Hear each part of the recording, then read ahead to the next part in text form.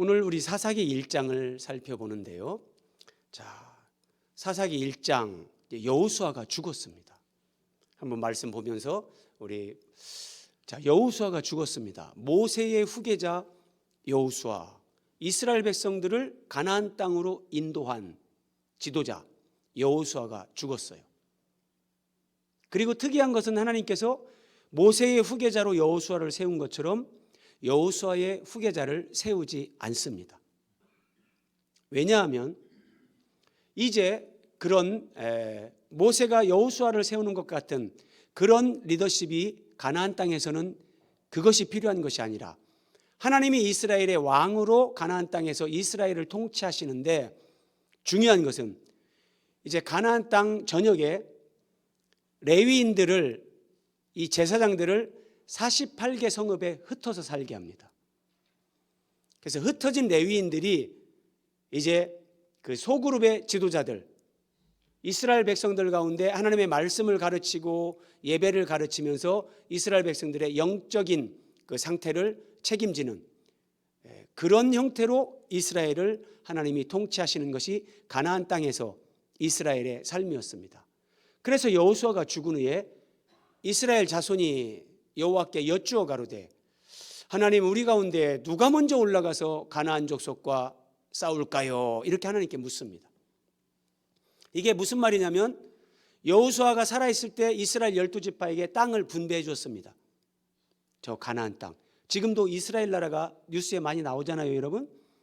그 땅을 하나님이 벌써 지금부터 4,000년 전에 아브라함에게 약속하시고 그 땅을 실제로 주신 거예요. 그 땅을 나눠줬는데 12지파에게 아직 그 땅에 살던 가나안 원주민들을 다 정복한 건 아닙니다. 그래서 여호수아가 죽은 후에 이스라엘 백성들이 하나님, 누가 먼저 이 남아있는 가나안 원주민들을 정복하러 누가 먼저 올라갈까요? 이렇게 하나님께 물었더니 하나님께서 유다가 올라가라.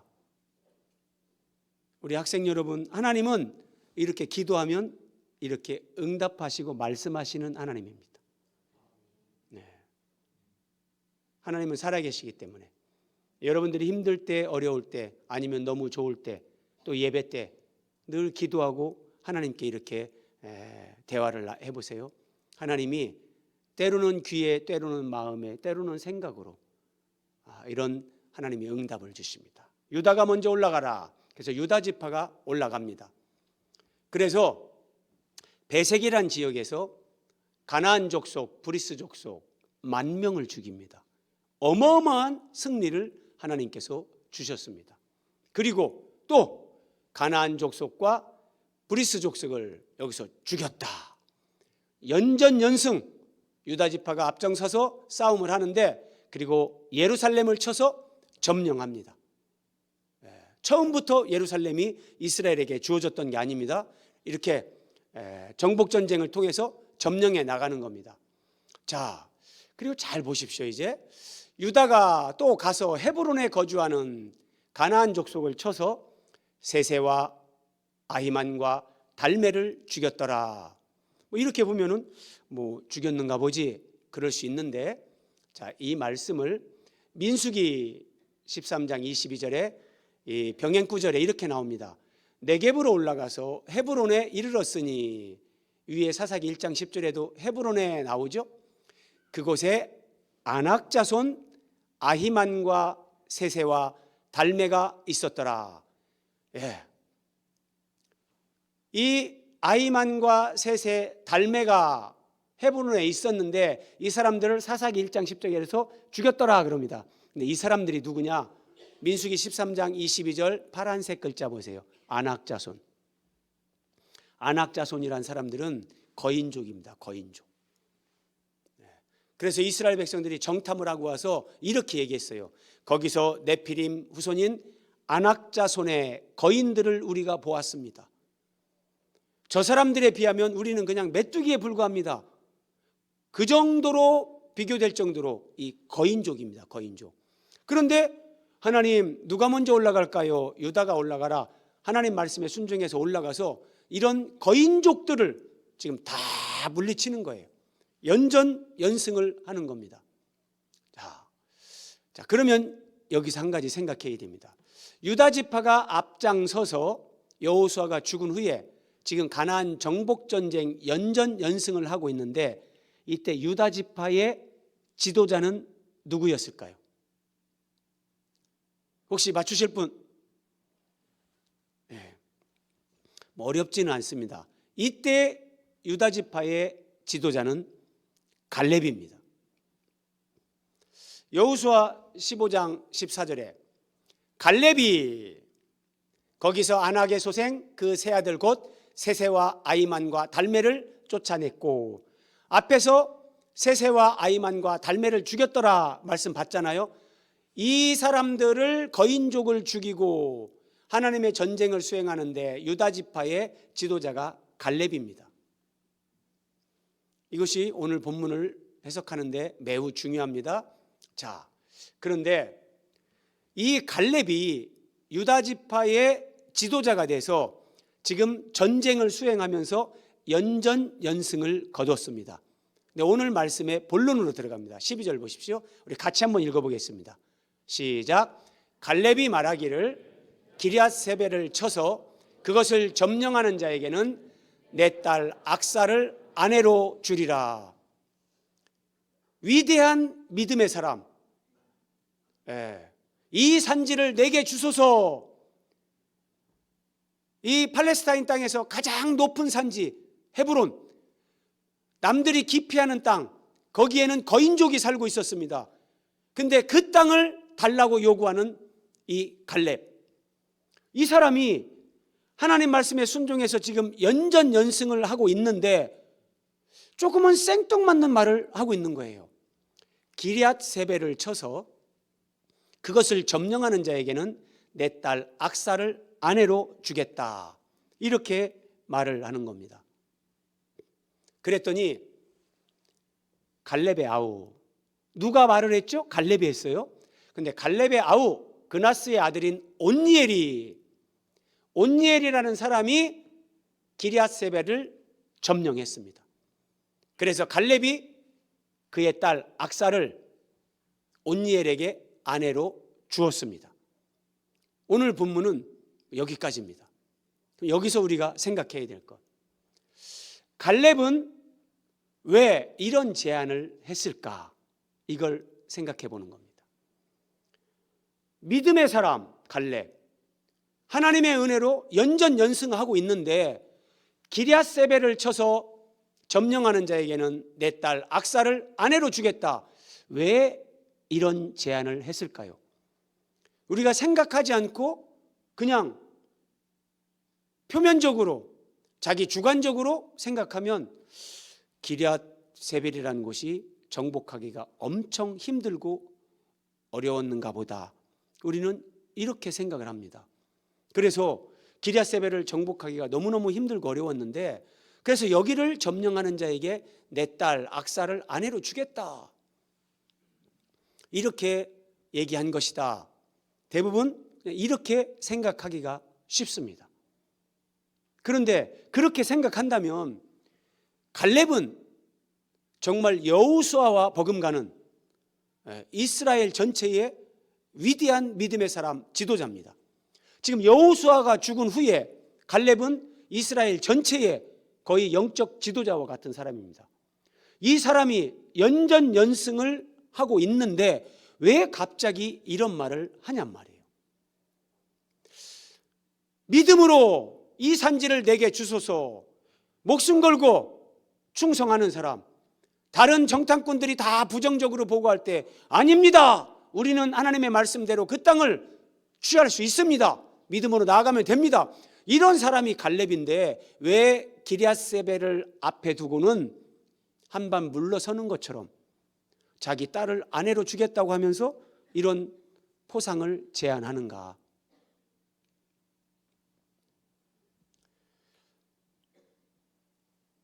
갈렙이 늙어서 힘이 없거나 정말 이 가나안 이제 기럇세벨 이 사람들을 점령하기에는 내가 너무 이제는 힘이 없다, 이렇게 생각해서 그런 제안을 한 것이 아니라는 것을 19절 보십시오.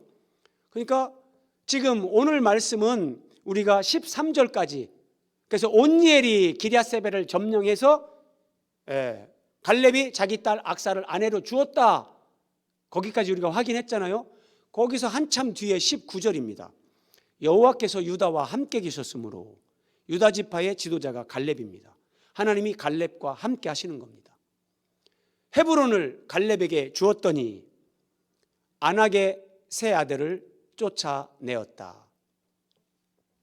이 말씀이 자기 딸 악사를 온니엘에게 아내로 준 뒤에 나오고 있다는 거예요. 여호와께서 유다와 함께 하셨다 그래요. 하나님이 갈렙과 함께 하세요. 그리고 안악 자손들, 거인족들, 거기에 대표적인 이 세 사람들, 그들을 죽인 거예요. 그러면 갈렙은 내가 힘이 없으니까 기럇세벨을 내가 다 점령하기가 참 버겁다, 그런 차원에서 기럇세벨을 점령하는 자에게 내 딸 악사를 아내로 주겠다, 이렇게 제안한 게 아니라는 겁니다. 그게 아니라는 거예요. 그러면 여기에 어떤 의미가 있는가? 여호수아가 죽었어요. 그러면 갈렙은 지금 이스라엘 백성들 가운데서 이 땅에 오실 구원자 예수 그리스도를 예표하는 인물이 됩니다. 갈렙은 예수 그리스도를 예표한다, 이걸 머릿속에 우리가 입력하고, 그래서 하나님은 우리가 오늘 살펴보는 이 말씀을 통해서 구약이지만, 예수님이 오시기 전이지만, 예수님과 우리와의 관계에서 하나님이 우리에게 어떤 메시지를 주려는 겁니다. 그 메시지가 과연 뭘까? 자, 눈으로 설명을 한번 읽어보십시오. 갈렙은 자기가 지금 연전연승을 이루고 있는 그 상황에서 자기가 유다 지파의 지도자로, 이스라엘 공동체 전체의 지도자로 자기가 주도적으로 전쟁을 수행하면서 정복 전쟁을 수행할 수 있었습니다. 그런데 갈렙이 기럇세벨을 점령하는 자에게 내 딸 악사를 아내로 주겠다, 이 제안을 한 것은 갈렙이 두렵거나 힘이 없거나 할 수 없다고 생각하거나 저기는 너무 어렵다, 이렇게 생각해서 그런 제안을 한 것이 아니라 갈렙 자신과 같은 믿음의 사람을 찾으려고 한 겁니다. 갈렙은 여호수아가 죽었고 이제 갈렙은 나이가 많습니다. 갈렙은 앞을 내다보는 겁니다. 이제 나도 때가 되면 하나님께서 오라 하실 터인데, 그러면 이스라엘 백성들은 이 영적인 상황은 어떻게 될까? 많은 경우 힘들어지겠구나. 사람들이 믿음에서 퇴보할 것이고, 정말 영적 혼돈의 시대가 도래하겠구나. 이것을 갈렙은 내다봅니다. 그러면서 갈렙이 이 산지를 내게 주소서라고 요청했던 것처럼, 그 의미는 하나님 말씀대로 뜻대로 살기 위해서 나는 죽을 수도 있고, 하나님의 영광을 위해 나는 내 삶을 다 드려 살 수도 있다, 이런 의미가 거기에 함의되어 있는 거예요. 갈렙은 이런 사람이었습니다. 그래서 내가 죽은 이후라도 이스라엘 백성들 가운데 하나님의 영광을 위하여 살 수도 있고 하나님의 영광을 위하여 죽을 수도 있는 사람, 그 사람이 이스라엘의 영적 지도자가 될 수 있게끔 내가 다음 세대의 지도자를 찾아서 세워야 되겠다. 갈렙은 이 생각을 하고 그런 제안을 한 겁니다. 놀라운 겁니다, 여러분. 이건 사람이 이런 생각 못합니다. 하나님이 갈렙에게 이런 하나님의 마음, 하나님의 안목, 이런 것들을 느끼게 하고 보게 하기 때문에 갈렙이 이렇게 하는 겁니다. 갈렙은 하나님을 위해, 말씀을 위해, 주의 영광을 위해 살고 죽을 수 있는 사람, 그 용사를 찾은 거예요.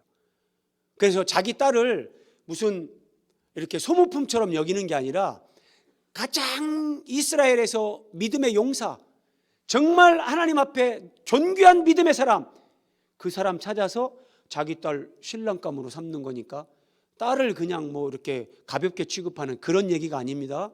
자기 딸에게 가장 좋은 사람을 주려고 하는 거예요.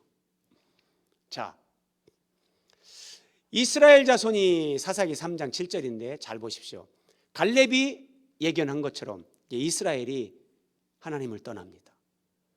이스라엘 자손이 자기들의 하나님 여호와를 잊어버리고 바알과 아세라들을 섬긴지라. 네. 이스라엘이 이렇게 했던 것처럼 지금 유럽의 교회가 하나님을, 예수님을 다 잊어버렸습니다. 네. 우리가 하나님 앞에 영적으로 깨어있지 않고 예배와 말씀과 기도로 살아있지 않으면 저렇게 되는 것은 여러분 한순간입니다.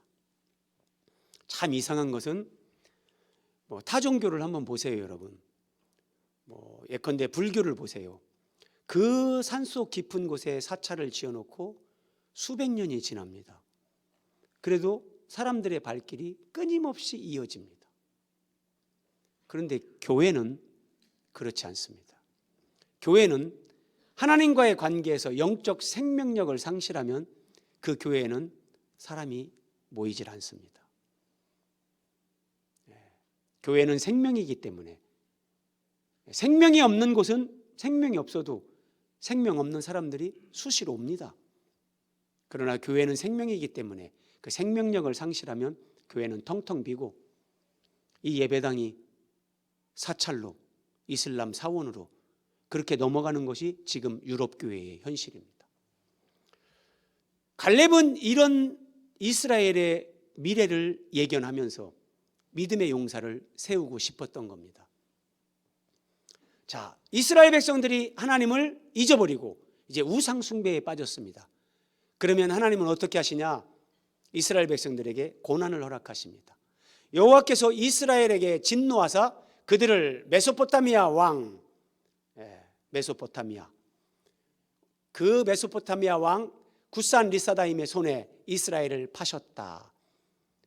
그래서 이스라엘 백성들이 메소포타미아 왕 구산 리사다임에게 이제 통치를 받으면서 압제를 받으면서 그들이 고통의 시간을 겪는 겁니다. 8년 동안 그런 시간을 갖게 합니다. 그러면 이제 나라의 주권을 빼앗기고 자유를 잃어버리고 너무너무 힘들거든요. 그들이 하나님 앞에 막 부르짖습니다. 여러분, 우리 환경에는 하나님의 메시지가 있어요.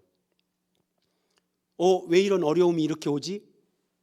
하나님은 전능하시고 완전하신 분인데 나에게 내 삶 가운데 생각지 못했던 어떤 어려움이 와요.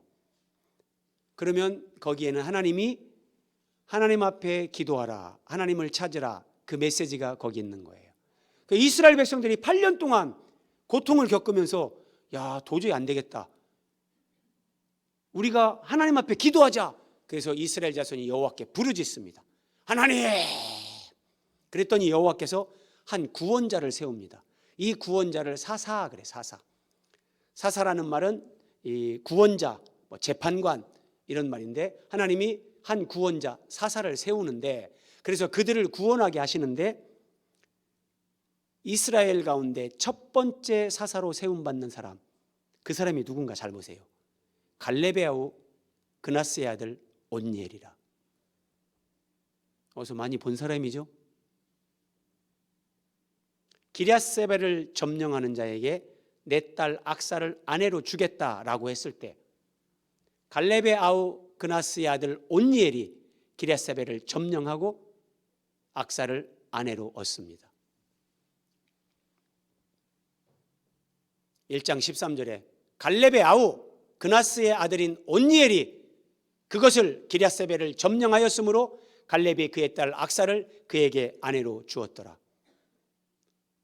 갈렙은 이걸 내다본 거예요. 이거를요. 하나님이 이스라엘이 신앙에서 멀어지고 이스라엘이 하나님을 잊어버리는 그런 때가 되면 정말 이스라엘 백성들을 위해서 영적 각성을 위해서 하나님 앞에 쓰임받는 믿음의 용사가 있어야 되는데, 주님을 위해 복음을 위해 죽을 수도 있는 그런 믿음의 용사가 있어야 되는데 그 사람을 찾아서 다음 세대 지도자로 갈렙은 세우고 싶었던 거예요. 이것이 하나님의 마음인 것을 갈렙은 알았기 때문에 기레세벨을 점령하는 자에게 내 딸 악사를 아내로 주겠다. 온니엘이 거기에 부응하고 기레세벨을 점령했는데 그 온니엘을 하나님께서 이스라엘의 첫 번째 사사, 이스라엘이 하나님을 잊어버리고 우상 숭배에 빠졌을 때 이스라엘을 구원하는 구원자로 하나님이 온니엘을 사용하셨다는 겁니다. 우리 학생 여러분들, 청년 여러분들, 공부, 돈, 외모, 어떤 재능, 그 하나 때문에 낙심하지 마십시오. 하나님은 모든 사람이 다 갖게끔 그렇게는 하시지 않습니다. 나에게 한 가지 특별한 게 없어도 나는 이거 할 때 참 마음이 기뻐. 그러면 하나님이 나에게 그 은사를 준 겁니다. 그쪽 방향으로 하나님이 나를 인도하는 겁니다. 네. 저는 고등학교 때 꿈이 가수였습니다. 그래서 정말 친구들하고 같이 그 그룹 사운드 이름도 짓고 정말 그랬던 적이 있었습니다.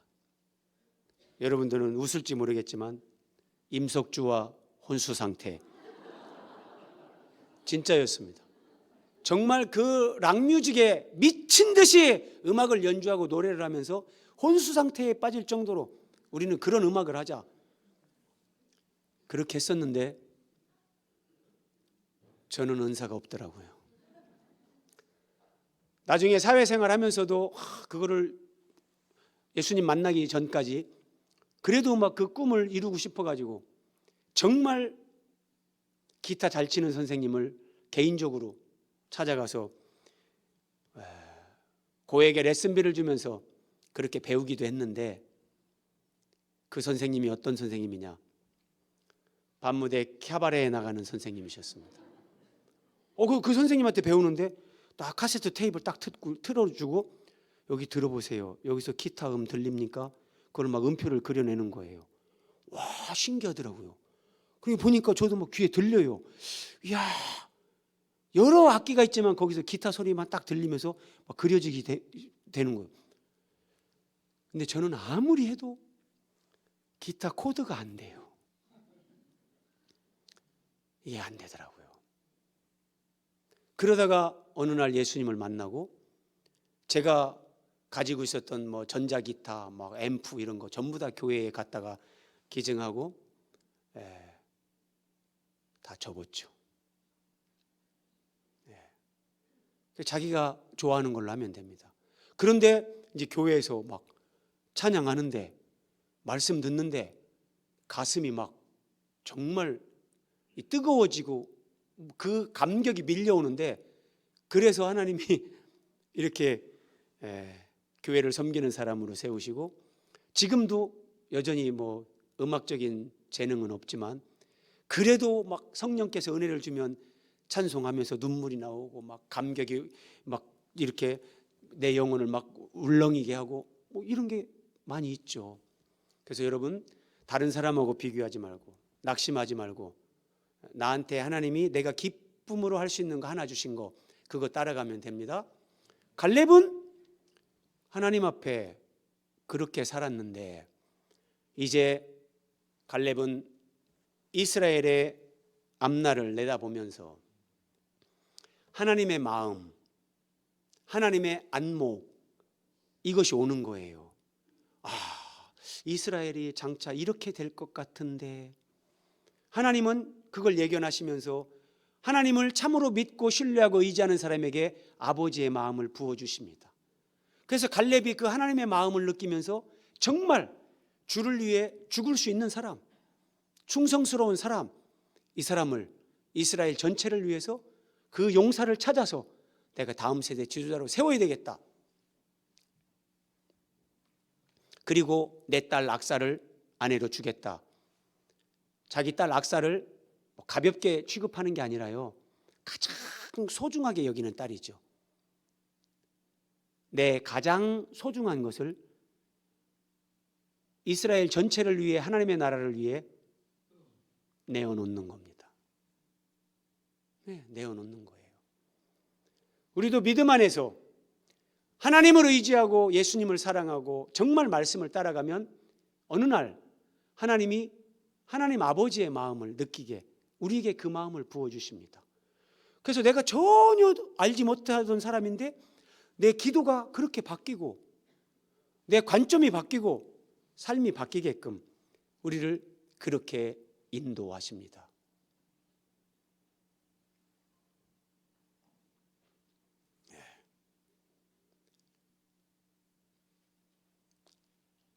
이렇게 살아가면 여기에는 헌신이 필요합니다. 갈렙이 자기 딸 악사 가장 소중한 내 딸을 내어놓는 것처럼,